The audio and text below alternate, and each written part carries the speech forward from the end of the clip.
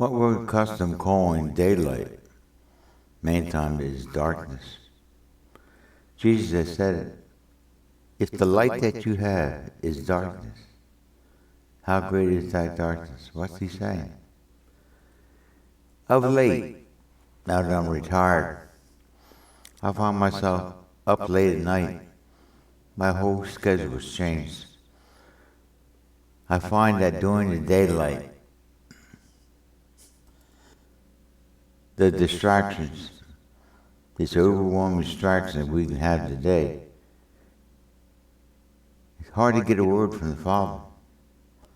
So I find late at night, in the quiet moment, and deep thought with my Father, He gives me input.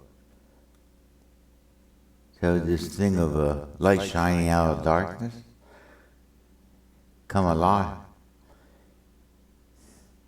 Now you think of verses that say, those that sleep in the night. Is the other side of this coin, expressing a negative sense of the word. It's time to wake up out of sleep, it says. We're not talking about that kind of sleep. This matter of light and dark. It's been said that darkness isn't there, really. Because darkness is nothing more than the absence of light. So there is no darkness, only light. And we're to walk in the light as He's in light, and we would have fellowship with it. Like I say, ain't talking about physical idea of light. Sometimes that, like I said, it can be a very distracting thing. And we were warned about not to get caught up in cares and affairs of this life. And we understand that in this generation. Things are so distracting today. When you're awake, that's why He has to talk to us many times. Some in dreams. But people don't take stock in dreams. They frown on it. Because, it seems like it works like in two ways. Evil can use anything, even your dreams. Sometimes these dreams are nothing more than a cleansing of this mind, this cluttered subconscious mind, as James says, cleanse your hands, you sinners, purify your hearts, you double-minded. This double mind, this heart, and the subconscious mind, the whole series of videos I put out. You got to understand that. It takes a long time for Him to cleanse this mind, what's been done to us. We've had all this input, and it's a wonder that God can speak to us at all, especially in this day and age, having our ears plugged into a cell phone. And our TVs and the ability to communicate is overwhelming today. So we're going to take this matter of light and darkness, look at it from what the letter of the Word has said, and allow the Holy Spirit to bring us living words of this letter and bring it alive. Let's take a look at this text in Matthew chapter 10, verse 27.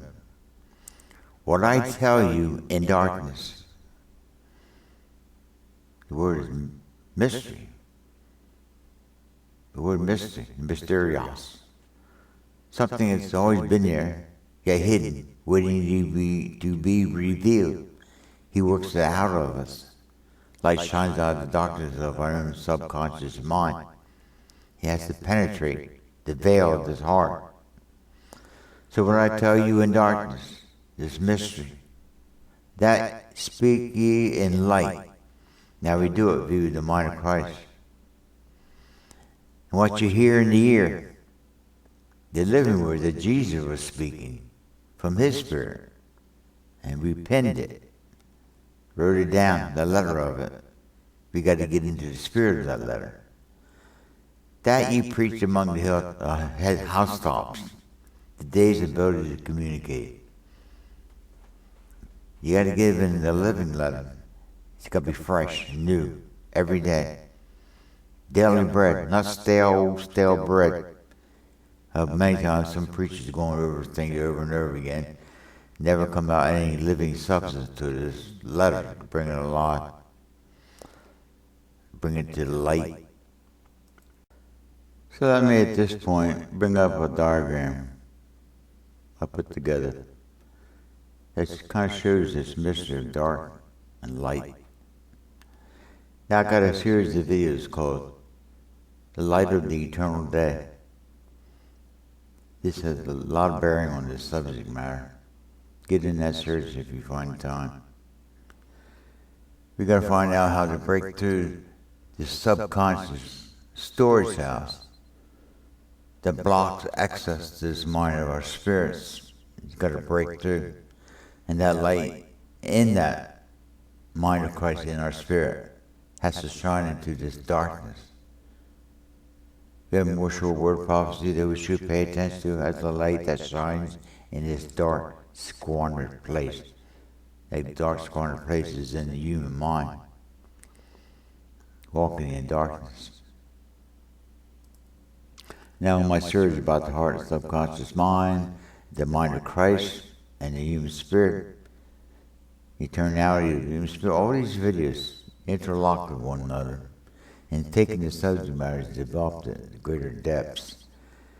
This light is this intrinsic, inborn, that's the word intrinsic means, inborn. This intrinsic, inborn knowledge found in the mind of Christ in the human spirit.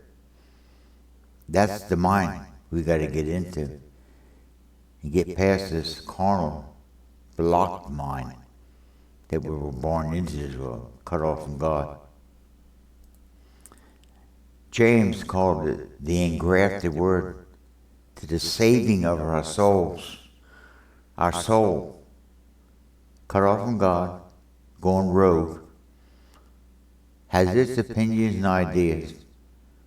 Paul said, in me, that is in my fleshly makeup, of my carnal mind. As some particular race, culture, creed, or gender. Blocks anything that God would give to us. But this internality of the human spirit, how we are the offspring of God, we're supposed to be manifested as the offspring of God. Instead, we get manifested as some particular fathers of our flesh.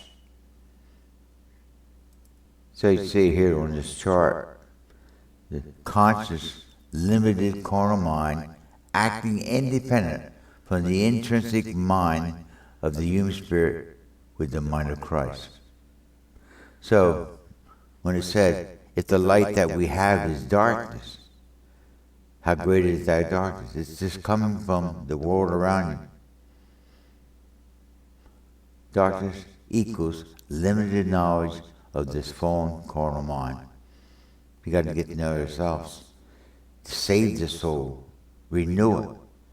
There's a better word there. It's change it. Paul said that in Romans chapter 12, talking about, I beg you, brethren, by the aforementioned mercies of God, that you present your bodies a living sacrifice, holy, acceptable unto God, for this is your reasonable service.